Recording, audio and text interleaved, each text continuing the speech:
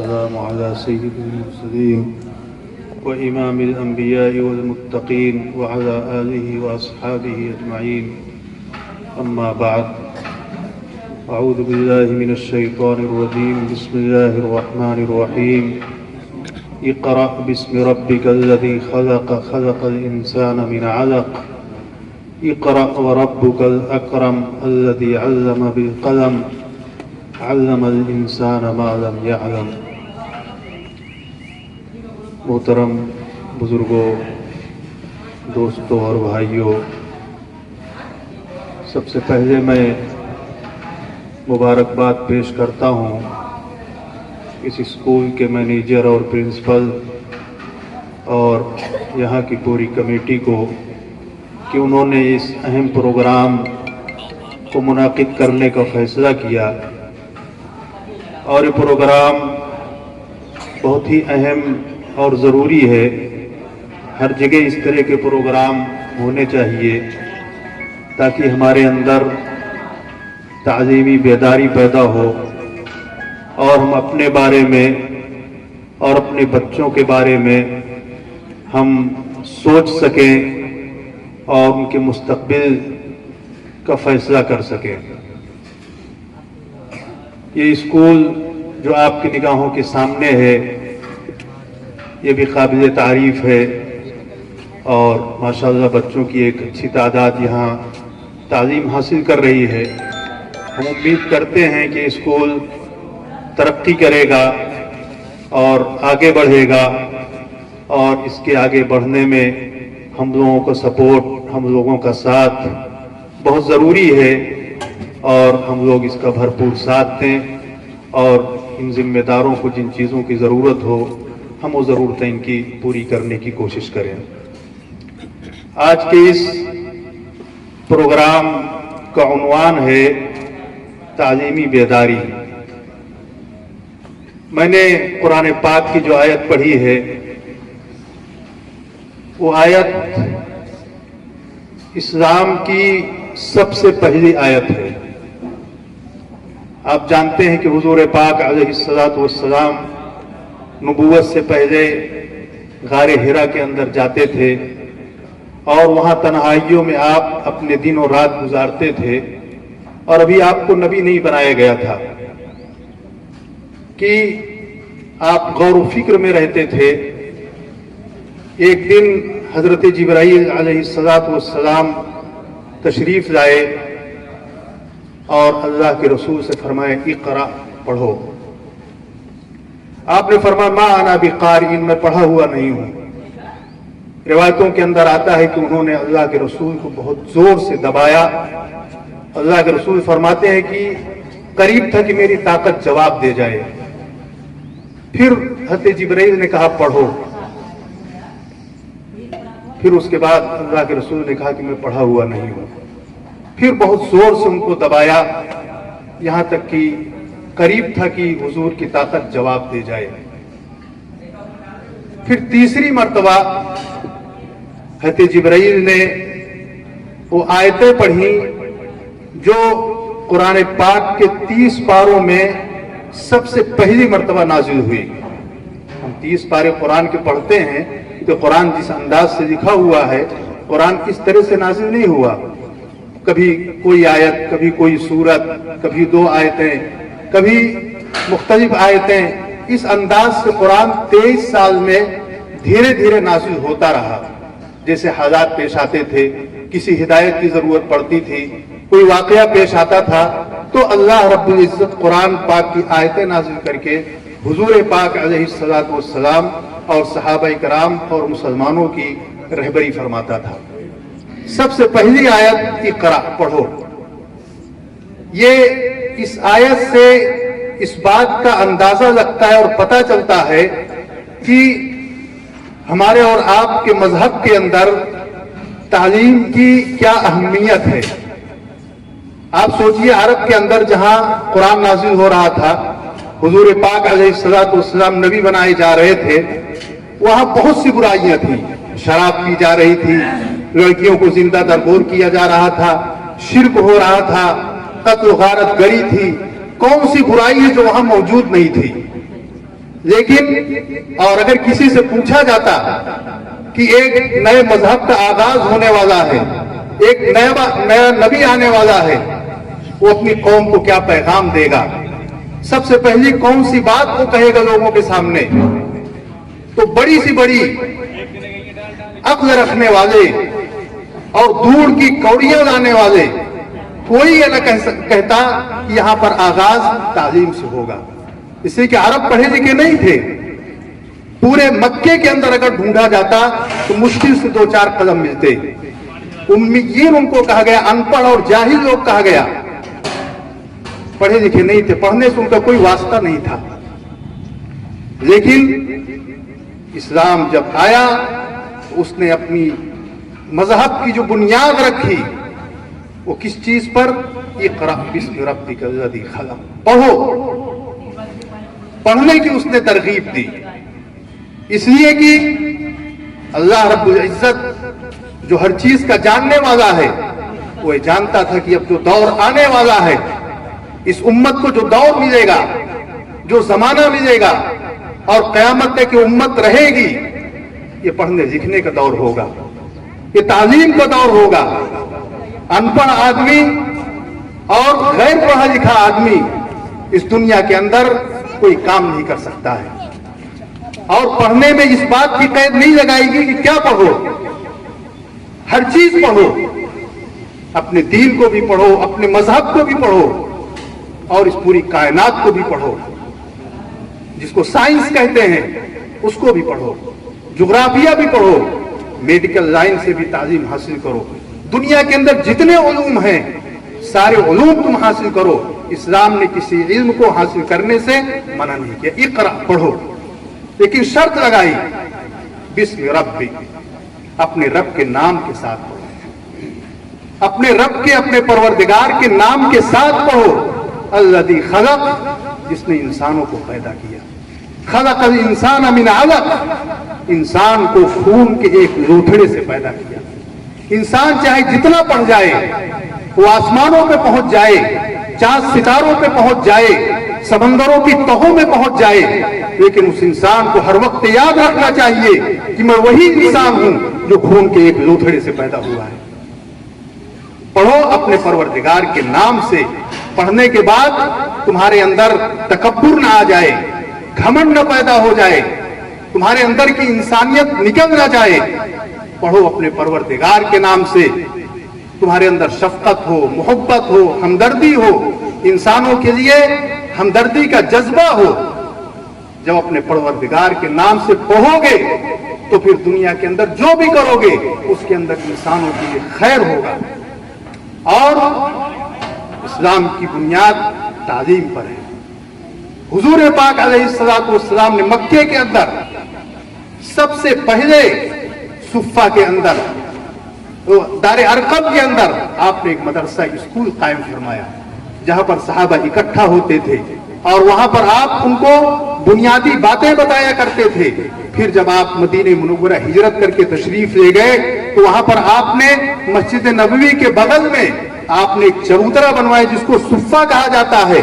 उस सुफ़े पर सहाबा इकराम की एक बड़ी तादाद, जिनकी तादाद 70 भी आती है, 80 भी आती है और कम ज्यादा तादाद भी उनकी बताई गई है, जो बराबर वहां पर रहते थे और अल्लाह के रसूल से वो इल्म हासिल करते। उनका मशगला, उनका काम ही था, गोया कि एक हॉस्टल का सिस्टम था और अल्लाह के रसूल के सहाबा वहां शागिर्द की हैसियत से अल्लाह के रसूल से इल्म हासिल करते थे।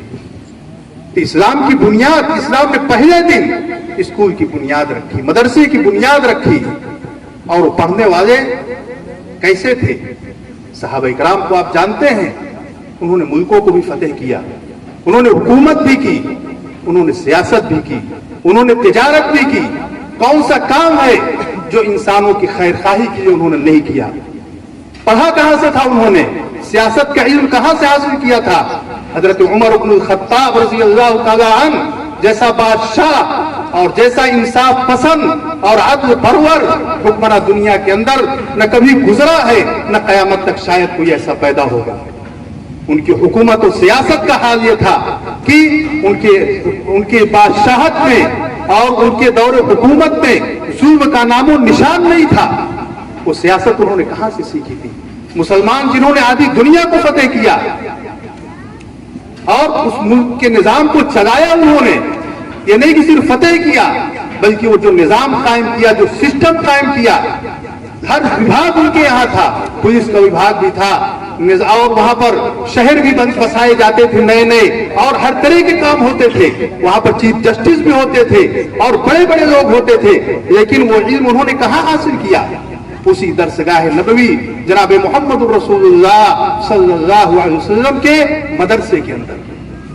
तो इस्लाम सिर्फ ये नहीं कहता कि तुम अपने दीन को पढ़ो, सिर्फ कुरान को पढ़ो, सब कुछ पढ़ो। और सहाबा ने पढ़ के दिखाया, और उसके बाद के जो दौर गुजरे हैं मुसलमानों के, शानदार जो दौर गुजरे हैं, उसमें मुसलमानों ने हर कुछ पढ़ा और उन्होंने दुनिया को तरक्कियां दी और दुनिया के अंदर अदल इंसाफ कायम किया। दुनिया के अंदर उन्होंने वो बागो बहार खिलाए कि आज तक उसकी मिसाल नहीं पेश की जा सकती।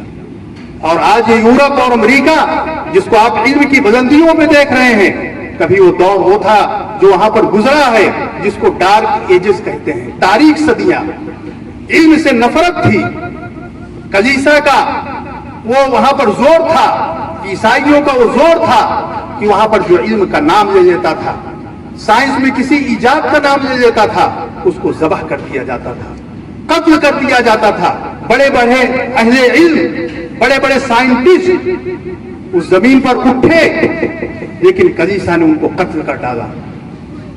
इल्म से उनको नफरत थी, लेकिन वहां के लोग उस वक्त मुसलमानों की, स्पेन जिसको अंदलुस कहा जाता था, वहां पर मुसलमानों की हुकूमत थी और शानदार हुकूमत थी।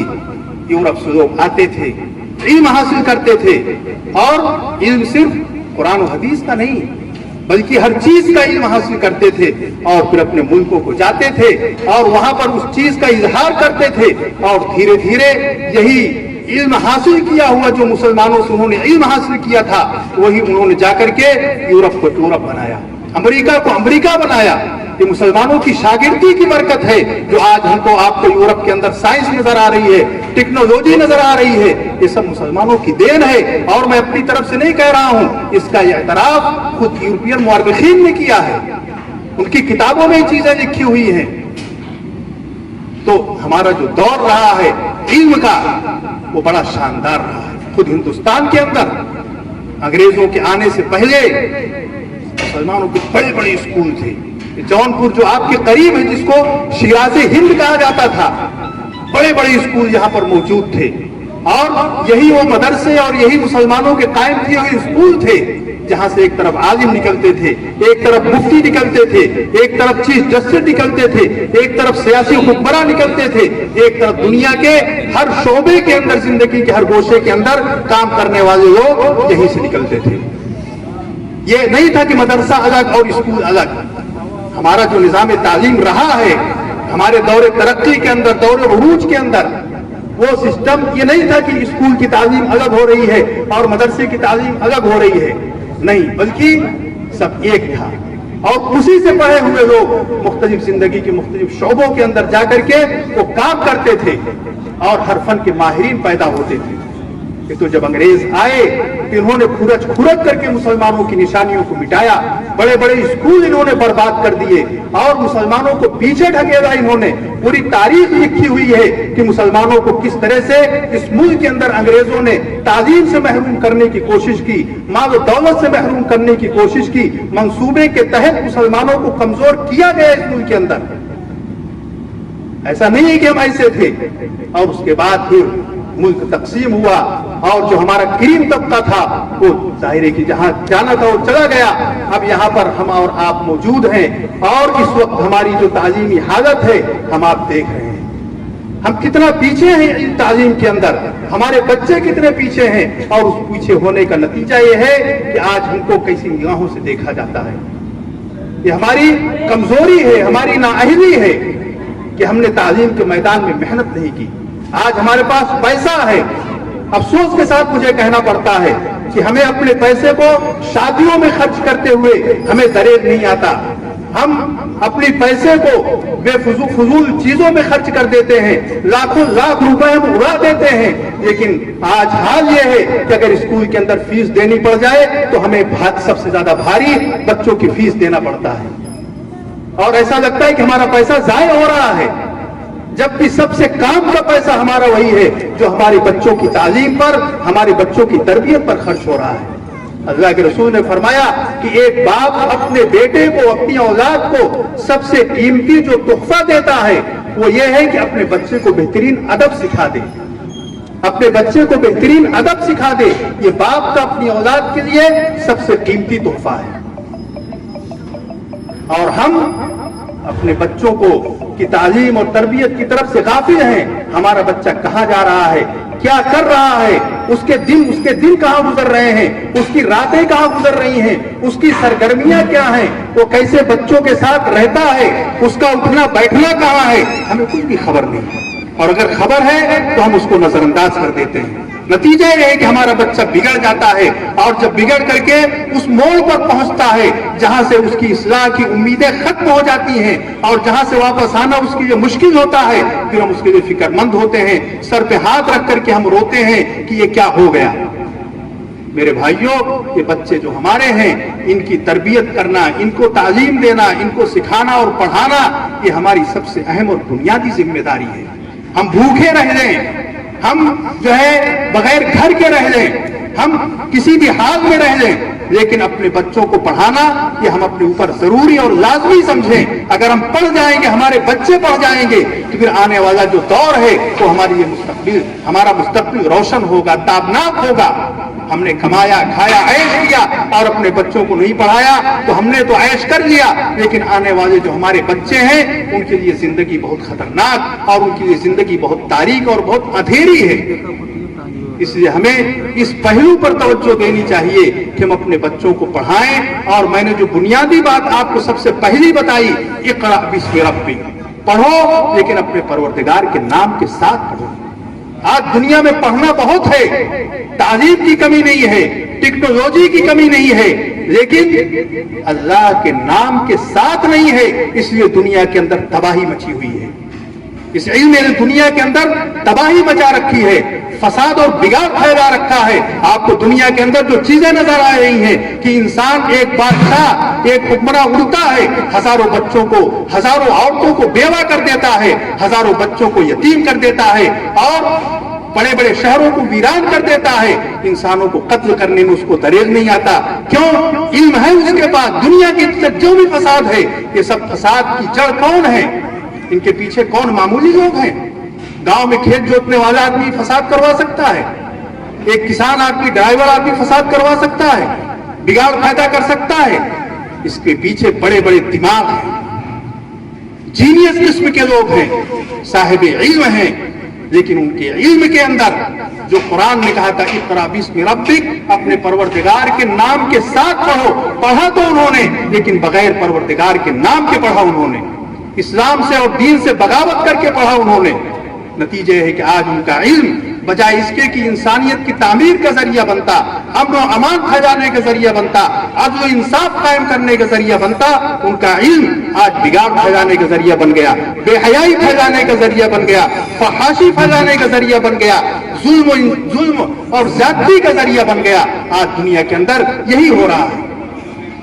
हमें आपको जो बुनियाद दी गई है वो बुनियाद ये है कि हम इल्म हासिल करें और जिंदगी के हर मोड़ पर और किसी भी फन के अंदर हम कमाल पैदा करें, लेकिन इसमें रब के साथ हो, अल्लाह के नाम के साथ हो, तो उस इल्म के अंदर बरकत होगी, उस इल्म के अंदर खैर होगा, उस इल्म से दूसरों को फायदा पहुंचेगा, अमन और अमान कायम होगा, इंसानियत खुशहाल हो जाएगी अगर हमारा इल्म और हमारी तालीम इसमें रब के साथ हो। ये हमारी बुनियाद है। और अफसोस है कि हम अपनी बुनियाद को भूल गए। हमें अपनी बुनियाद को हर वक्त याद रखना चाहिए और हमें अपने बच्चों की तालीम के लिए ऐसे स्कूलों का और ऐसे इदारों का इंतखाब करना चाहिए जहां तालीम हो लेकिन इसमें रब के साथ हो, दीन से जुदा होगी, जुदा हो दी सियासत से तो रह जाती है चंगेजी। शायर ने कहा था, अल्लामा इकबाल ने, जुदा हो दी सियासत से तो रह जाती है चंगेजी, और वही हाल इस वक्त दुनिया के अंदर है। तो अल्लाह का शुक्र है आप जिस इदारे के अंदर, जिस स्कूल के अंदर बैठे हुए हैं, ये भी इसका ताल्लुक भी और इसके अंदर जो तालीम होती है वो इसमें रब के साथ होती है और उसके अंदर इंशाअल्लाह इजाफा ही होता चला जाएगा। और हम अपने बच्चों के ताल्लुक से फिक्रमंद हों और उनकी तालीम और तरबियत की पूरी कोशिश करें और इस रास्ते में जो पैसा हमसे खर्च हो हम उसके अंदर पीछे न रहें। आज सबसे बुनियादी वजह हमारे पीछे रहने की यही है कि हम तालीम के रास्ते में अपने पैसे को खर्च करना नहीं चाहते।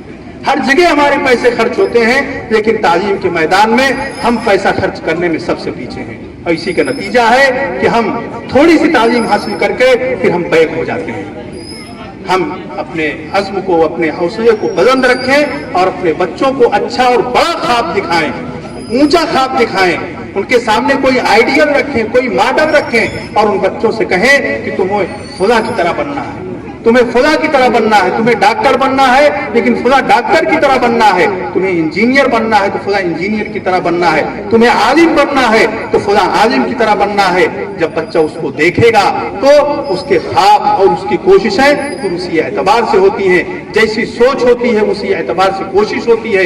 हमारी सोच छोटी है तो हमारी कोशिशें छोटी हैं, हमारी सोच अगर बड़ी होगी तो हमारी कोशिशें भी इंशाअल्लाह बड़ी होगी। अल्लाह रब्बुल इज्जत इस प्रोग्राम को कबूल फरमाए और इस इदारे को दिन दूनी रात चौगुनी तरक्की अता फरमाए। व आखिरु दावाना अल्हम्दुलिल्लाहि रब्बिल आलमीन। मंच के सामने बैठे हुए हमारे इस इलाके के तमाम जिम्मेदार लोग और प्यारे बच्चों, जिनके पढ़ने से, जिनके आगे बढ़ने से हमारे इस देश का भविष्य उज्जवल होगा, सबको मैं स्कूल की तरफ से, अपनी संस्था की तरफ से उनका शुक्रिया अदा करते हैं। और साथ ही साथ आज इस प्रोग्राम में जो आज इसका थीम है, मूल उद्देश्य है एजुकेशन अवेयरनेस, शिक्षा की जरूरत, शिक्षा के बारे में जागरूक करना। ये काफी दिन से एक सपना था हम लोगों का। मौलाना साहब से एक बार नहीं कई बार हम लोगों से बात हो चुकी है कि इस अवेयरनेस को बड़े पैमाने पर किया जाए, क्योंकि अगर शिक्षा नहीं है तो हमारी दोनों आंखें अगर हैं तो हम दुनिया देख सकते हैं, लेकिन अगर शिक्षा नहीं है तो हम अंधे के समान हैं। ये ऐसा लगता है, ये सच भी है। जिस ग्राम सभा में हम लोग आज बैठे हुए हैं, इस ग्राम सभा का एक ऐसा सम्मान था, एक समय था कि यहाँ से वकील,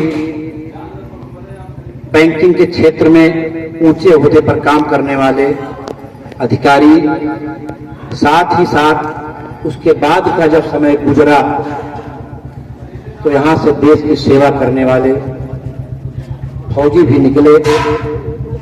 इसमें सादिक भाई थे, मुजम्मिल भाई थे, एजाज भाई थे, खुशियाल भाई थे। जब ये लोग दौड़ते थे तो उस गांव का नाम रोशन होता था। लेकिन जहां तक हमारी जानकारी है कि शायद उसके बाद यहां से कोई फौजी नहीं निकला, बैंक मैनेजर नहीं निकला या और बड़े पोस्ट पे कोई नहीं निकला, तो लगता है कि इस गांव का सम्मान तालीमी एतबार से कम हुआ है। ये मेरा व्यक्तिगत मानना है। मैं कृष्णकांत तिवारी जी हमारे बीच में आ गए हैं, मैं इनको स्टेज पर बैठने के लिए आमंत्रित करता हूं। माननीय कृष्णकांत तिवारी जी, तो ये भी सम्मान घटा है। और दूसरा जो सबसे बड़ा, जो मैं व्यक्तिगत तौर से कभी कभी उसको सोचता हूं या देखता हूं कि क्यों जरूरत पड़ी कि शिक्षा का अवेयरनेस हो, लेकिन अगर कभी आप जितने जिम्मेदार लोग बैठे हुए हैं सामने में, सबका सामाजिक स्तर से कहीं ना कहीं जुड़ाव है और सबका क्षेत्र में कुछ ना कुछ किया हुआ काम भी है। तो जब हम लोग कभी किसी रिश्ते के लिए जाते हैं, अगर हमारे घर की बेटियां ज्यादा पढ़ी लिखी होती हैं तो हमको उसके लिए रिश्ता खोजने में कितना कष्ट होता है, शायद ये सब जिम्मेदार लोग इस बात को एहसास करते होंगे।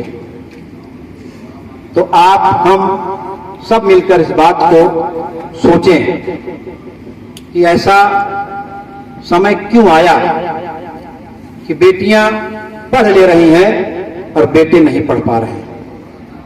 अगर ऐसा रहा, चाहे बेटी आपके घर की हो, मेरे घर की हो, अगर मान लीजिए कि मेरी बेटी प्रोफेसर है, तो आप या हम उसकी शादी किससे करवाना चाहेंगे?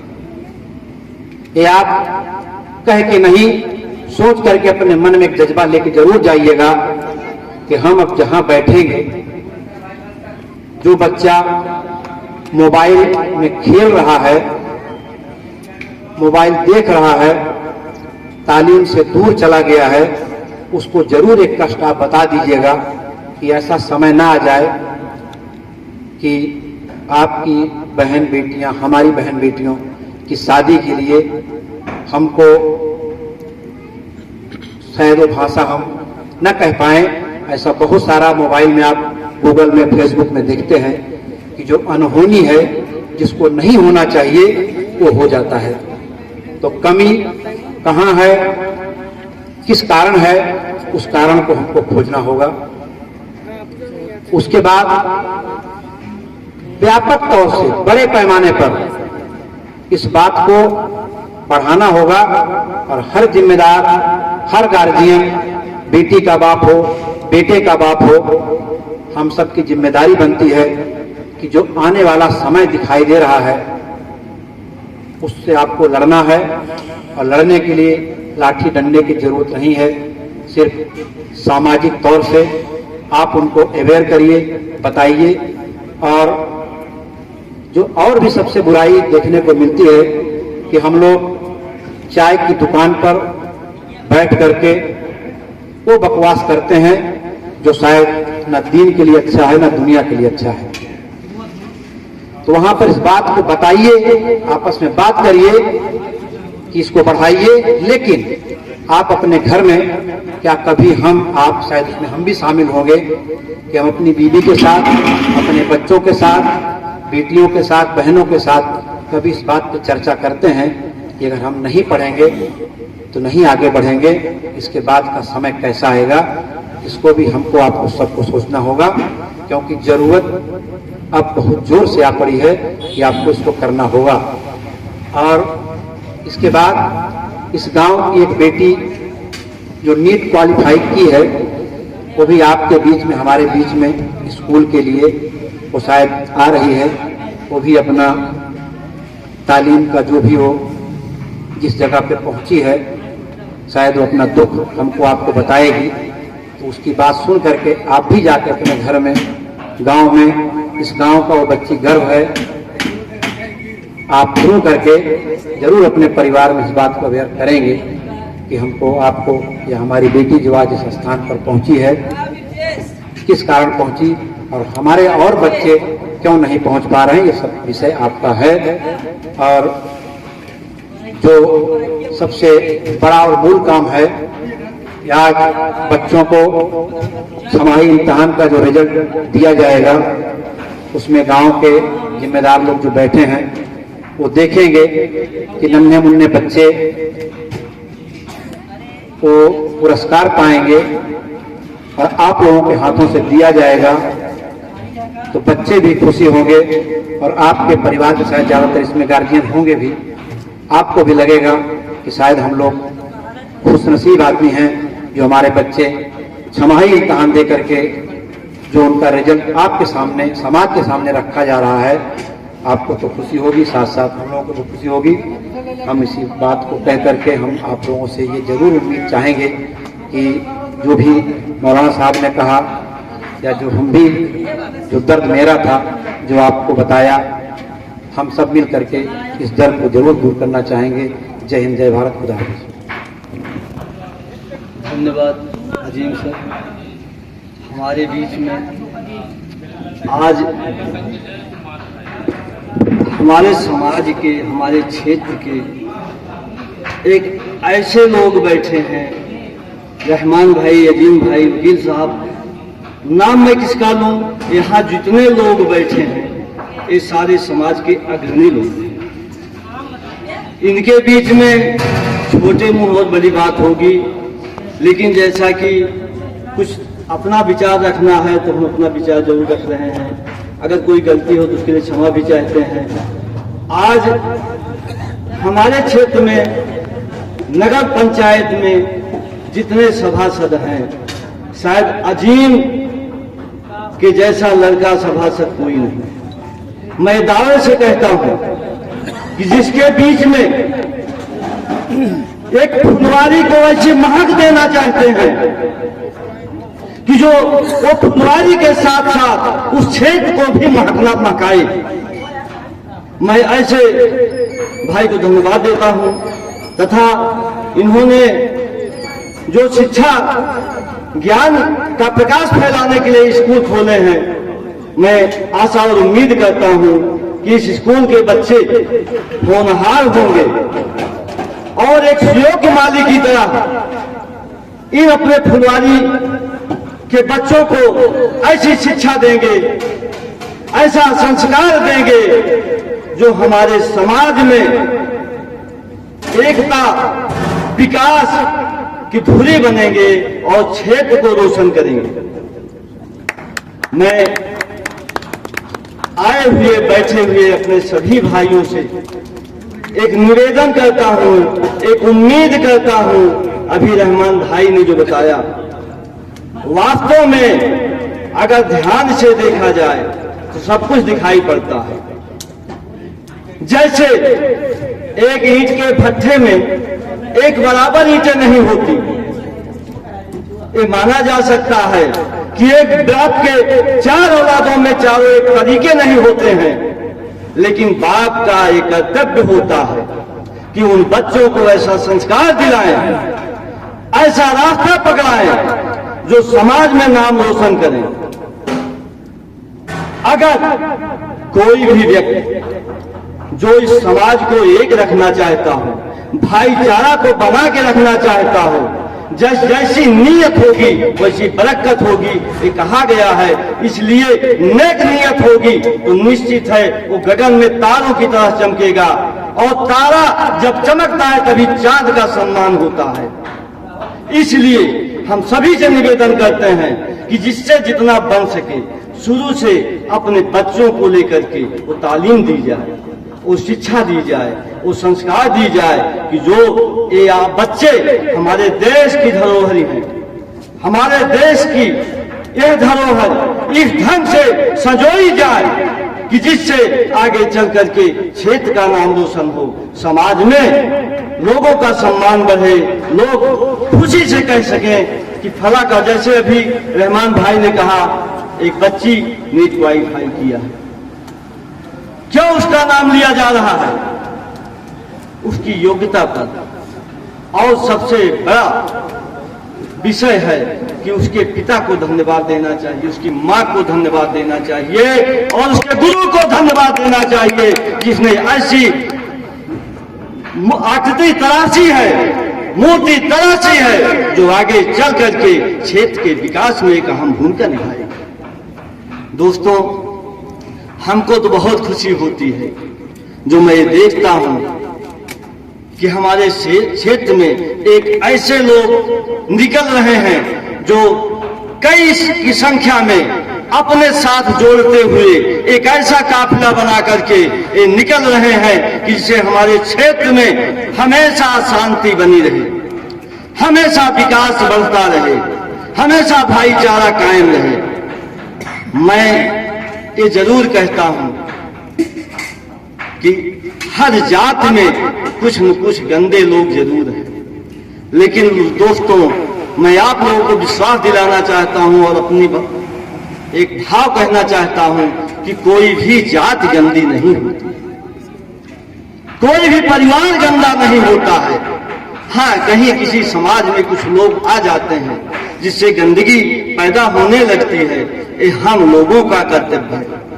जैसा कि हमारे रहमान भाई, अजीम भाई, वकील साहब आज वगैरह बैठे हैं, सलीम भाई वगैरह बैठे हैं, मुश्ताक भाई बैठे हैं, क्या कहीं इन लोगों के ऊपर कोई उंगली उठा सकता है? क्यों नहीं उठा सकता है?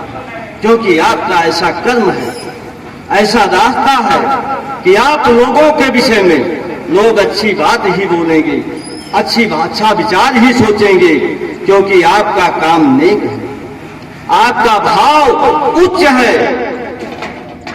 जिसलिए कहा गया है, एक कहावत तो है ही है कि जब आदमी के अंदर जोश हो तभी आदमी काम आगे बढ़ सकता है, लेकिन जोश के साथ होश को भी रखना चाहिए। और तो ये उम्र ऐसी होती है, जैसे एक शायर ने कहा था, किस काम की नदी वह जिसमें न हो रवानी, जब जोश ही ना हो तो किस काम की जवानी। लेकिन दोस्तों, नदी अगर अपना रास्ता भटक जाए तो तबाही मचा देती है, और जवानी अपना रास्ता भटक जाए तो गलत रास्ते पर जाकर के हाहाकार मचा देती है।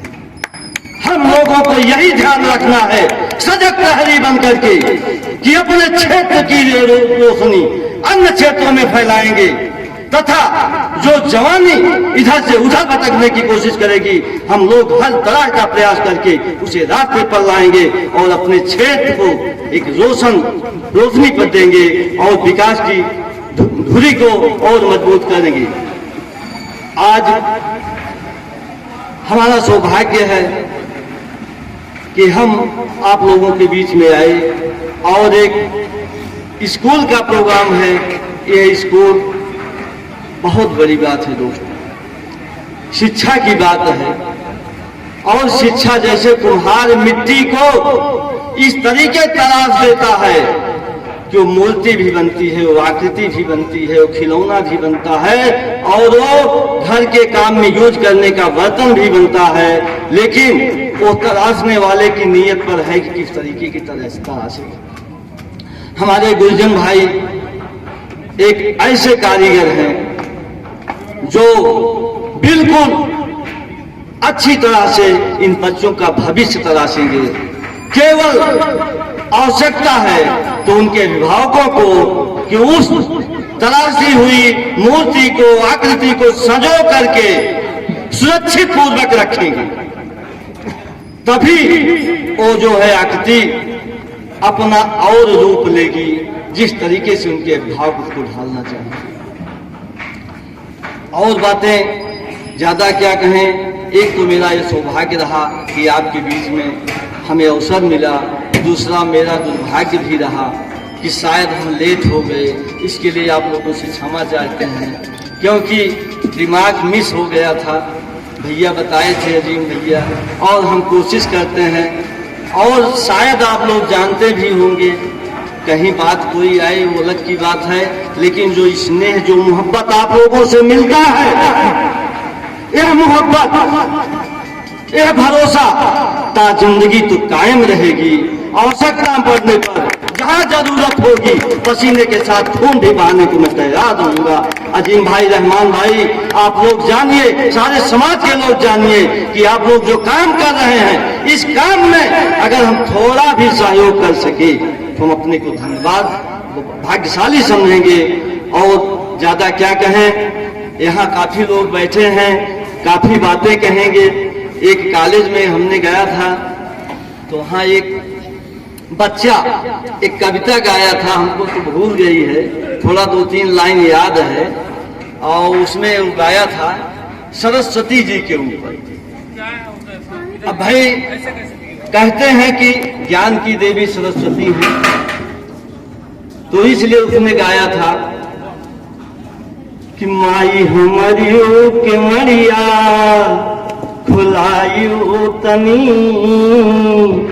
मन के मंदिर में अधियार बाकी है, ज्ञान के ज्योति जग में जलायु तनी, ज्ञान के ज्योति जग में जलायु तनी, अब ही कुटियन में भी सार बाकी है, अब ही कुटियन में भिनसार बाकी है।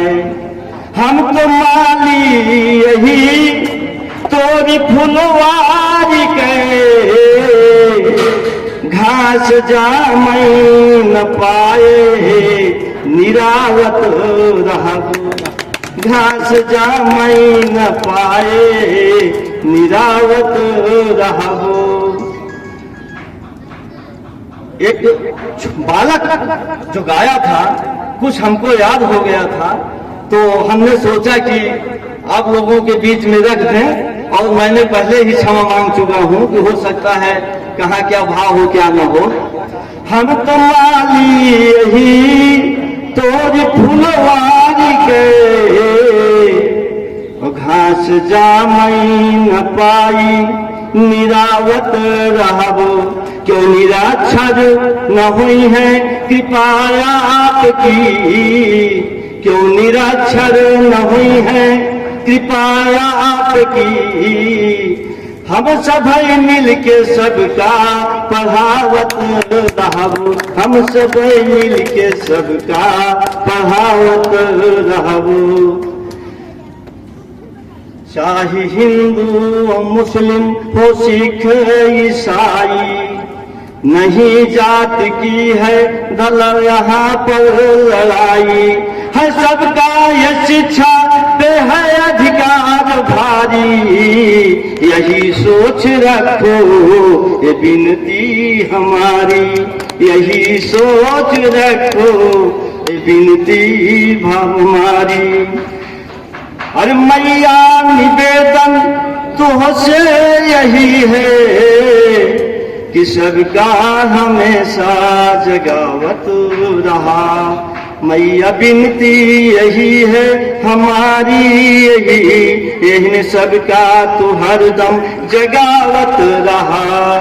टोट मारई न पावे, टोट मारई न पावे विदेशी के हो, सबको मिलके ये हरदम रखावत रहा, सबको मिलके ये हरदम रखावत रहा। माई हमारियों के मड़िया फुलायो तनी, मन के मंदिर में अधियार बाकी है, ज्ञान के ज्योति जग में जलायो तनी, अब ही कुटियम में भिनसार बाकी है। धन्यवाद। आप लोगों से यही निवेदन है कि जिस तरीके आप लोग समाज की अग्रणी भूमिका निभा रहे हैं, हमें तो ये उम्मीद है कि हमारे क्षेत्र के ऐसे विभूति, ऐसे लोग, एक दिन समय आएगा कि अब्दुल कलाम के जैसे लोग याद करते हैं। शायद मुझे उम्मीद है कि मेरे क्षेत्र से ऐसे लोग निकलेंगे, लोग उन्हें याद करेंगे।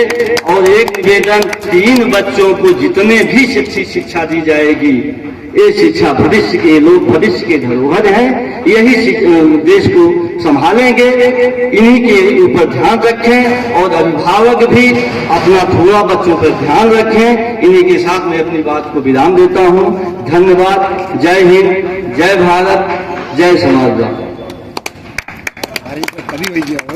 यदि आप कह रहे हैं तो जब भी हमारी जरूरत पड़ेगी आप याद करिएगा। तो मैं बस आपको 2 लाइन में कहना चाहता हूँ, बदन में जो भी लहू है आपकी अमानत है, बदन में जो भी लहू है आपकी अमानत है, जब जहां जरूरत पड़े वसूल कर लेना। अब इस अगली कड़ी में लक्ष्मी मेमोरियल पब्लिक स्कूल की अध्यापिका रुमेशा मैम को हम आमंत्रित करना चाहते हैं। हिबा बानो, हिबा बानो आई है बेटा, अपने विचारों से बच्चों को और जो हमारे गार्जियन आए हैं उनको कुछ बताने की कोशिश करें। रुमेशा ma'am. Parents and my dear students, me Rumesha Khan, it gives me immense pleasure to stand before you today on this beautiful occasion of educational awareness. Education, Shiksha, Ilm is one of the most powerful weapons which you can use to change the world. शिक्षा एक ऐसा शक्तिशाली हथियार है जिसके उपयोग से आप पूरा संसार बदल सकते हैं। Because education is like a light it removes the darkness of ignorance and fill our hearts with confidence. Education is not just about books or passing in an exam. It is about learning how to live with dignity, how to think and how to grow. It teaches us the values of discipline, humanity and respect. But my dear friends, let's also face the truth. Even today, many children are not going to school. Some because of poverty, some because of lack of awareness, and some because of they have to work in a very young age. Education is not an expense, it is an investment. It is the best gift that a parent can give to their child. अगर हमारे गांव के बच्चे पढ़ लिख जाएं, तो वह केवल अपना घर ही नहीं, पूरा समाज बदल सकते हैं। APJ Abdul Kalam sir ने कहा था, dream is not what you see in sleep, dream is something that does not let you sleep. अर्थात सपना वो नहीं जो आप सोते हुए देखते हैं, बल्कि सपना वो है जो आपको सोने ही ना दे। Let me remind an example of Dr. APJ Abdul Kalam sir, जो कि एक छोटे से गांव रामेश्वरम से बिलोंग करते थे। He has no luxurious life, no resources, but he had a dream, and that dream made him the missile man of India and the president of our nation. Thank you, Shukriya, Dhanyavad. May our village shine with the light of education. इल्म का नूर हर घर तक पहुँचे। जय हिंद, जय Bharat. First of all, I would like to thank Mr. Azimullah and his team.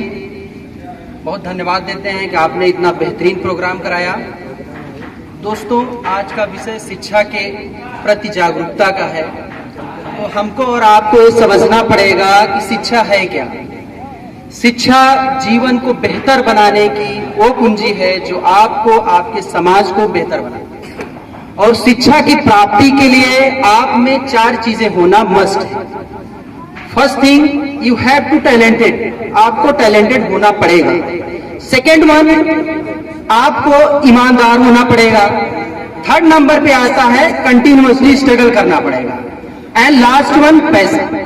हम लोग गरीब फैमिली, मिडिल फैमिली से आते हैं, इसलिए पैसे को फर्स्ट प्रायोरिटी देते हैं एंड जो और चीजें हैं उनको हम लोग उसके पीछे रखते हैं। जबकि हमको और आपको ये समझना पड़ेगा कि अगर ये 3 चीजें हमारे पास हैं तो ऑटोमेटिकली पैसा हमारे पास आ जाएगा। आप सभी ने पढ़ा होगा वरदराज की कहानी कि कैसे 5वीं में 5 बार फेल होते हैं तो उनको गुरुकुल से निकाला जाता है। जब उनको निकाला जाता है तो रास्ते में जाते हैं, कुआं देखते हैं और वहां पे देखते हैं कि एक आदमी उस कुएं से रेशम से बनी रस्सी से पानी निकाल रहा था और गड़ारी जो थी वो पत्थर की थी। उसके समझ में आता है कि कंटिन्यूअसली स्ट्रगल से जब एक पत्थर गिर सकता है तो मैं क्यों नहीं कर सकता। तो वहीं से उनके समझ में एक चीज आती है और दोबारा गुरुकुल लौट के आते हैं, अपने सर से बात करते हैं और जब उन्हें दूसरा मौका दिया जाता है तो वरदराज जी बन जाते हैं। आगे चलकर उन्होंने संस्कृत और साइंस की ऐसी बुक लिख देते हैं कि आज भी उसका दुनिया अल्टरनेट नहीं ढूंढ पाई है।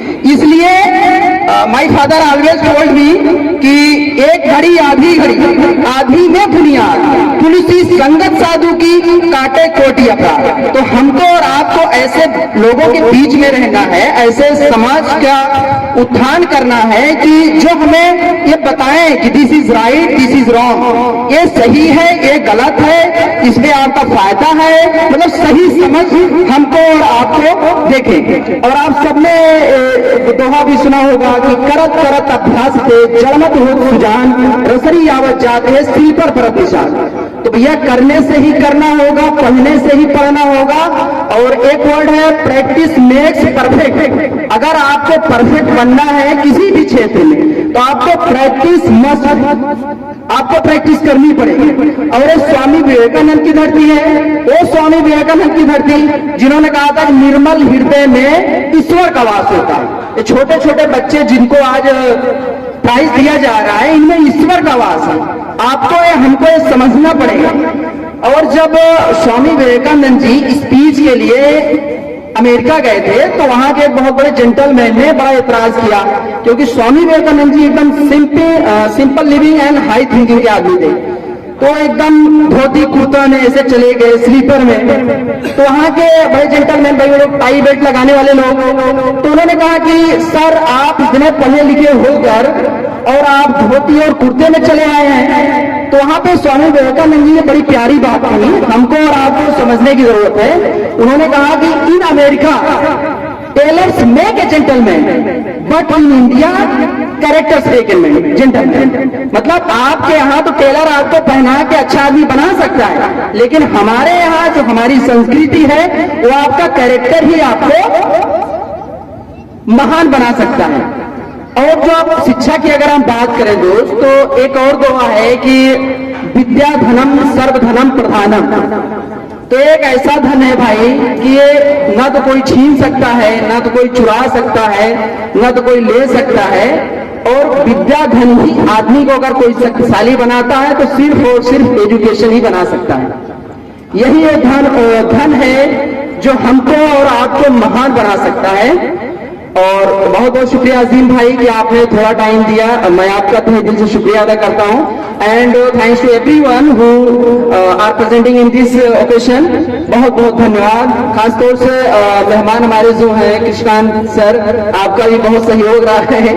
और बाकी मौलाना साहब बड़े अच्छे उन्होंने विचार रखा। उन्होंने एक विचार रखा सबसे पहले कि इस्लाम का जो दारो मदार है वो उन्होंने बताया कि इकरा बिस्मी रब्बी, दैट मीन्स वहां पे अल्लाह की नजर में भी इकरा है फर्स्ट प्रायोरिटी।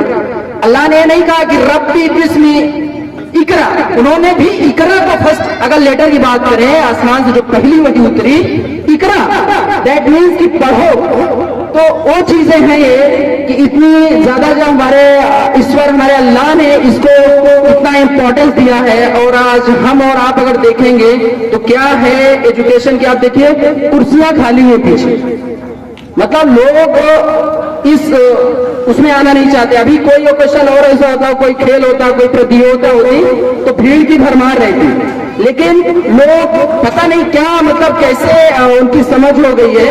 मेरा ये मानना है दोस्तों कि शिक्षा ही आपको महान बना सकती है और शिक्षा ही आपको इज्जत दिला सकती है।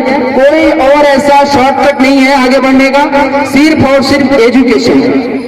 और अजीम भाई और हबीब रहमान साहब और जो भी प्रिंसिपल हैं उनके मैं बहुत बहुत शुक्रिया अदा करता हूँ। Thanks for having me.